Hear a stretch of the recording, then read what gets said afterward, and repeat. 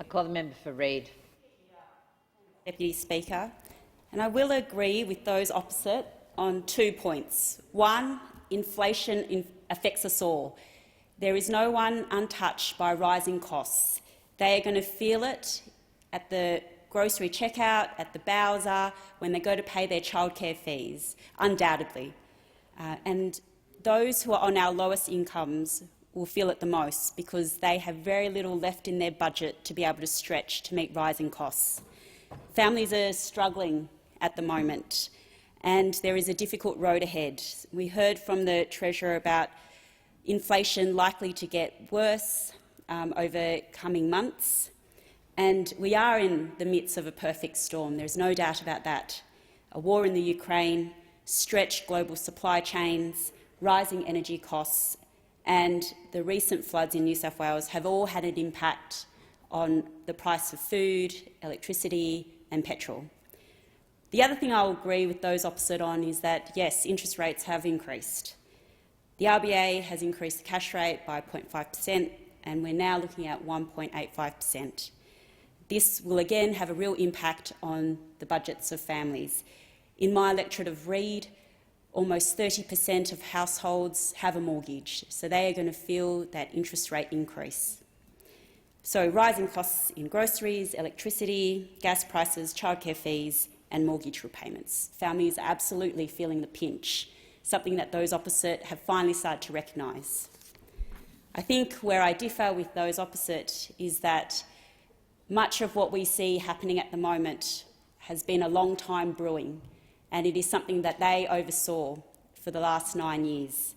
So with a decade without an energy policy, it means that we had an energy sector without the certainty to be able to invest in renewable energy, one of the cheapest forms of energy. Wage suppression was a deliberate strategy of the previous government, and it worked. One of the few things the previous government was able to achieve. They wanted to keep wages low, and that means that the burden of increased prices falls most heavily on those on lowest incomes. Our teachers, our nurses, aged care workers, childcare workers, they are going to be feeling the brunt of rising costs. And they have not seen a real wage increase in years. The other challenge to this equation is the increasing precarious nature of our job market. Job insecurity is now a hallmark of our job market. Again, something those opposite made deliberately as part of the strategy that they had.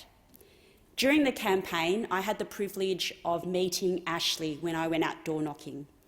She spoke to me about the difficulty her family had in trying to plan long-term for their future because her partner had worked at the same company for 27 years as a casual and had never been offered a permanent position.